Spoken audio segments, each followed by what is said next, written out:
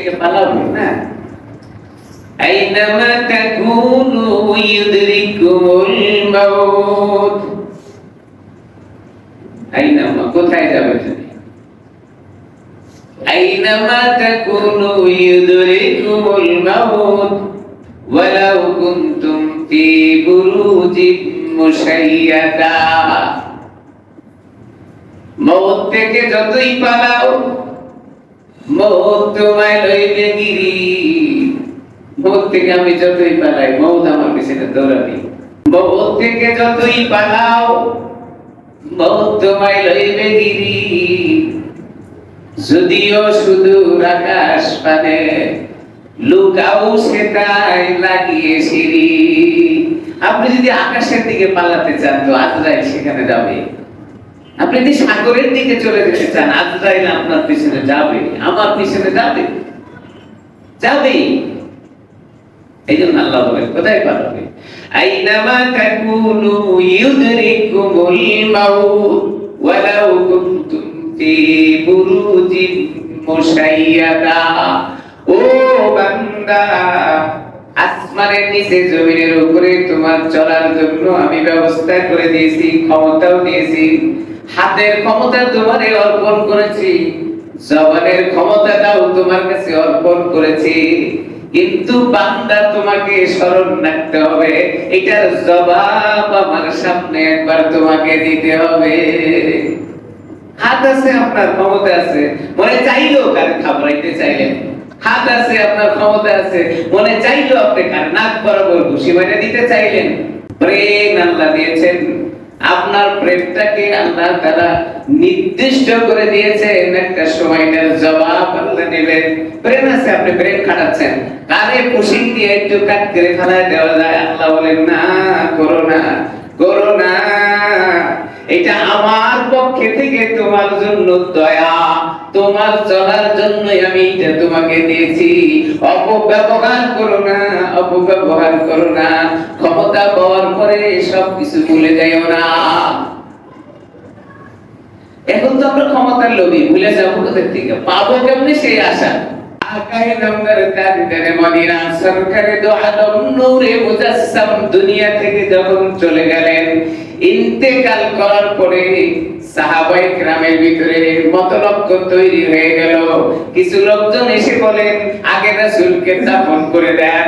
আর কিছু সাহাবায়ে কেরাম এসে বললেন, না না, আগে দাফন করা যাবে না, মুসলমানদের নেতা দুনিয়া থেকে চলে গেলেন, আবার মুসলমানের নেতা তৈরি হওয়ার পরে রাসূলকে দাফন করা হবে।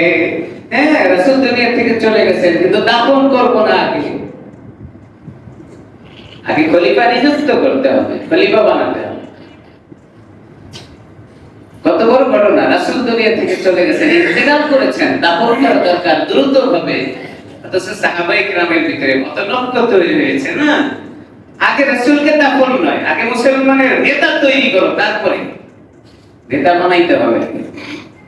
ভালো প্রস্তাব এসে, প্রস্তাব আসার পরে প্রস্তাবটা হলো, মক্কা থেকে যারা মদিনায় হিজরত করে গিয়েছিলেন তাদেরকে মুহাজির বলা হয়, আর মদিনায় যে সমস্ত সাহাবায়ে কেরাম ছিলেন তাদেরকে আনসার বলা হয়। তো হিজরতকারী আর নসরতকারী, মুহাজির এবং আনসার উভয় গ্রুপের ভিতরে এটা নিয়ে আলোচনা শুরু হলো, কি করা যেতে পারে। হযরত আবু বকর সিদ্দিক ছিলেন, হযরত ওমর ছিলেন, আবু উবাদা ইবনে জাররা তিনিও উপস্থিত ছিলেন। সবাই আলোচনা করতেছে। আলোচনার এক পর্যায়ে গ্রুপিং হলো। এক গ্রুপ বলেন খলিফা নিযুক্ত হবে রাসূল আকরাম সাল্লাল্লাহু আলাইহি ওয়াসাল্লামের জন্মভূমি জায়গা মক্কার লোকজন যারা হিজরত করে মদিনায় আসছে তাদের মধ্যে থেকে একজন খলিফা নিযুক্ত করা হবে। আমার মদিনার লোকজন যারা ছিলেন তারা বলেন, না, হিজরতকারীদের থেকে খলিফা নিযুক্ত হবে না, খলিফা নিযুক্ত হবে যারা মদিনার অধিবাসী, যারা আনসার, তাদের মধ্যে থেকে খলিফা নিযুক্ত করা হবে। খলিফা মানে ধর্মীয় নেতা। মতলক্ষ হয়ে গেল, বাক বিদণ্ড হলো। কেউ বলতেছেন না আমাদের দল থেকেই হওয়া লাগবে, কেউ বলতেছেন না আমাদের দল থেকে হওয়া লাগবে। সর্বশেষ হযরত ওমর ফারুক রাদিয়াল্লাহু তাআলা আর উবাদা ইবনে আবি জাররাহ, এই দুইজন দাঁড়িয়ে বলল, জনগণ যদি এইভাবে আলোচনা করতে থাকো তাহলে রাসূলের দাফন কাফনের লম্বা সময় লেগে যাবে, না এটার আলোচনার সমাপ্তি হওয়া দরকার। এই দুইজন দাঁড়িয়ে বলল, খলিফা নিযুক্ত করার জন্য সবচেয়ে দামি মানুষ হবে যিনি রাসূল আকরাম সাল্লাল্লাহু আলাইহি সাল্লাম দুনিয়ার জীবনে জীবিত থাকতেই তার জায়নামাজে দাঁড়িয়ে যিনি ইমামতি করেছেন তিনি খলিফার উপযুক্ত। কে? হযরত আবু বকর সিদ্দিক রাদিয়াল্লাহু তাআলা। হযরত ওমর বলেন, খলিফা নিযুক্ত হবে যিনি রাসূলের জীবদ্দশায় রাসূলের জায়নামাজে দাঁড়িয়ে ইমামতি করেছেন।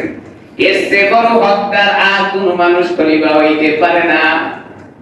যিনি গারে সৌর রাসূল আকরাম সাল্লাল্লাহু আলাইহি ওয়াসাল্লাম শত্রুদের কবল থেকে বাঁচার জন্য গারে সৌর নামে যে পাহাড়ের গুহায় যিনি অবস্থান করেছিলেন, একা ছিলেন, শুধুমাত্র একা, আর কেউ ছিল না। আল্লাহর সাহায্য ছাড়া গারে সৌরে আর কেউ ছিল না। ওই দিন রাসূল আকরাম সাল্লাল্লাহু আলাইহি ওয়াসাল্লামের সাথী ছিলেন একমাত্র, শুধুমাত্র, কেবলমাত্র হযরত আবু বকর। হযরত ওমর বলেন, যিনি গানে ঘেরায় রাসূলের সঙ্গী হয়েছিলেন তার অবদান দুনিয়া জীবনে ভোলার কিছুই নয়। গানে ঘেরার ইতিহাস আপনাদের জানা আছে।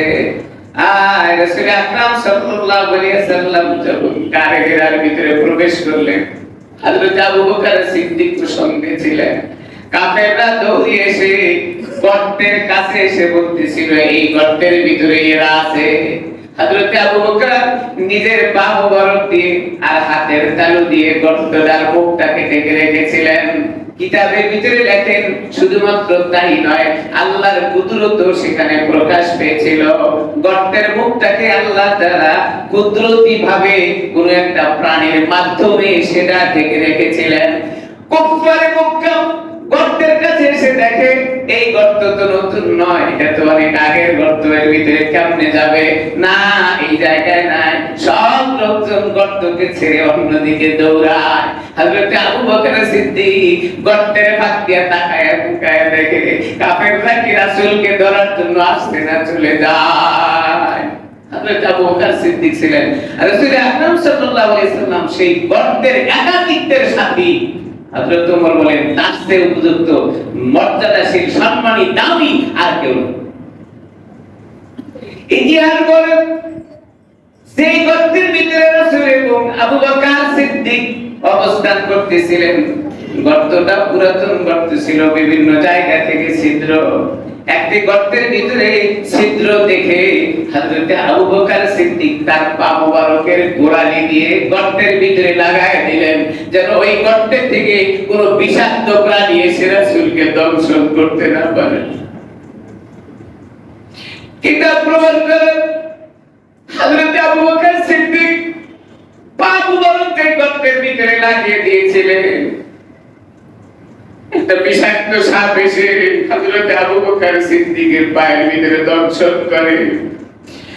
কষ্ট, ব্যথায় জর্জরিত হযরত আবু বকর সিদ্দিকের রানের উপরে রাসূল শুয়ে ঘুমায়। বিষাক্ত সাপের ছোবলে হযরত আবু বকর সিদ্দিক আর ধৈর্য ধরতে পারে না, সহ্য করতে পারে না।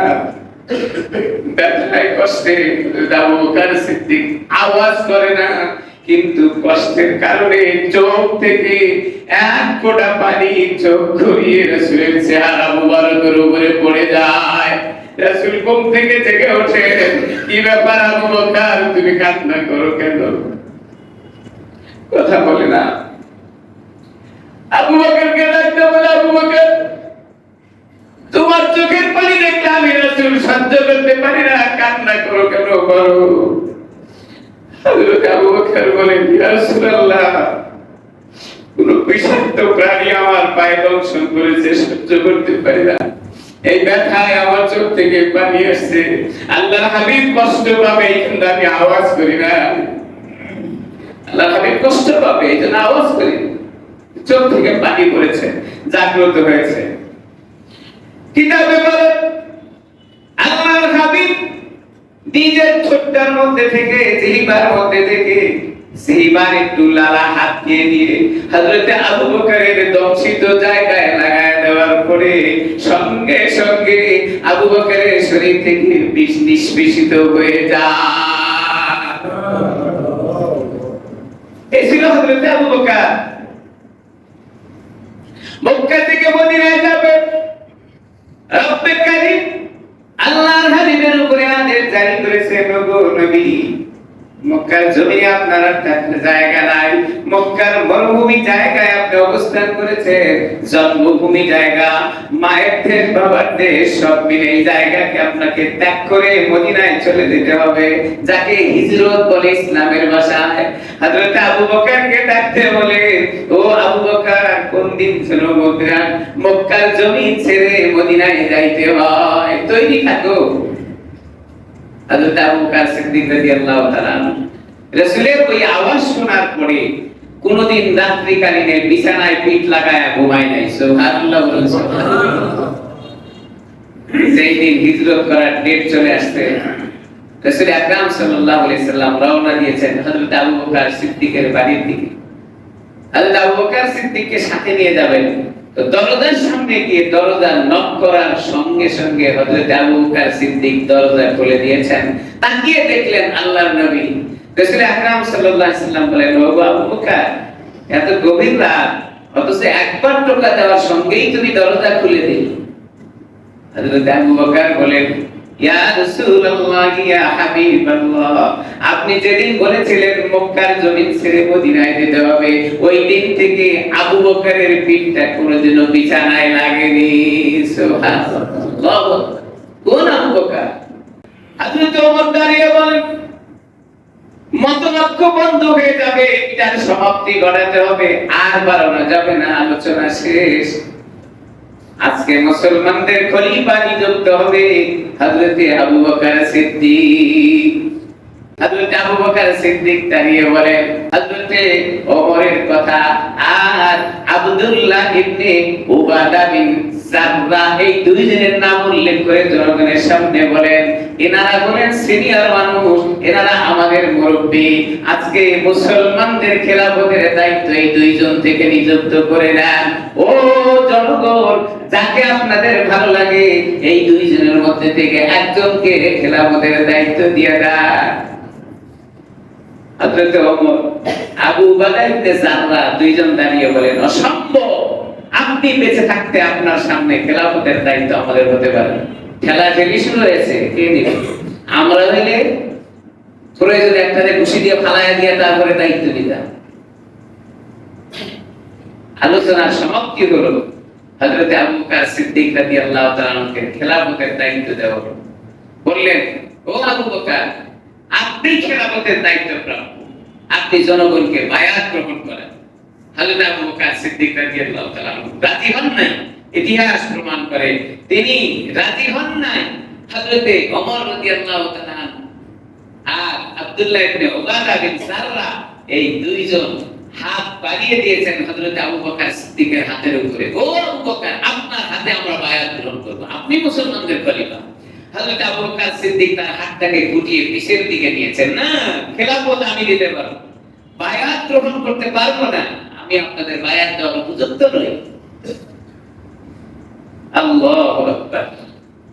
তাওয়ারিখের কিতাবগুলোতে লেখেন হযরত আবু বকর সিদ্দিক হাতটাকে পিছনের দিকে নিয়েছেন। হযরত ওমর রাদিয়াল্লাহু তাআলা হাতটাকে বাড়িয়ে হযরত আবু বকর সিদ্দিকের হাত পিছের দিকে টেনে নিয়ে এসে বলতেছেন, আমরাই প্রথমে আপনার কাছ থেকে বায়াত গ্রহণ করলাম, আপনি আমাদেরকে বায়াত করেন। এরপরে হযরত আবু বকর সিদ্দিক ওমরের এই সিদ্ধান্তের উপরে তাদের দুইজনকে বায়াত গ্রহণ করায় দিলেন, অর্থাৎ তারা খেলাফতকে মেনে নিলেন।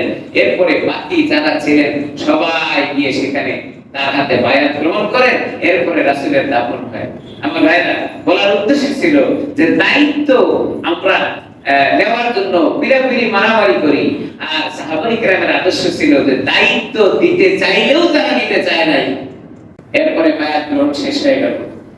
প্রথম দিন শেষ হওয়ার পরে দ্বিতীয় দিনে হযরত আবু বকর সিদ্দিক রাদিয়াল্লাহু তাআলা মুসলমানদের খলিফা মদিনার মসজিদের মেম্বারে বসে একটা ভাষণ দিয়েছিলেন। ভাষণটা ছিল হযরত আবু বকর সিদ্দিক রাদিয়াল্লাহু তাআলা বলেন, আমি আপনাদের মধ্যে আপনাদের খেলাফতের দায়িত্ব আমাকে চাপিয়ে দিয়েছেন, আমি খেলাফতের দায়িত্ব গ্রহণ করার মতো উপযুক্ত নই, বরং আমার চেয়ে আপনাদের সম্মান দাম অনেক বেশি। তবে হ্যাঁ, আপনাদের পরামর্শক্রমে যেহেতু আমাকে দায়িত্ব দেওয়া হয়েছে, এটা মনে রাখবেন যে আমার একক সিদ্ধান্তে কোনো কিছু হবে না, আমি যা কিছুই করি না কেন আপনাদের পরামর্শের সাথেই করব। আমরা এখন কি করি, কেউ যদি দায়িত্ব পায় ও মনে করে যে আমি যা করবো তাই, আমার উপরে আবার কি। হযরত আবু বকর সিদ্দিক মুসলমানদের খলিফা হওয়ার পরে জনগণের সামনে ভাষণ দিলেন, যা কিছু করব আমি খলিফা, কিন্তু আপনাদের মতামত নিয়ে তারপরে করব। কেন? মাশওয়ারা এটা আল্লাহ তাআলার বিধান।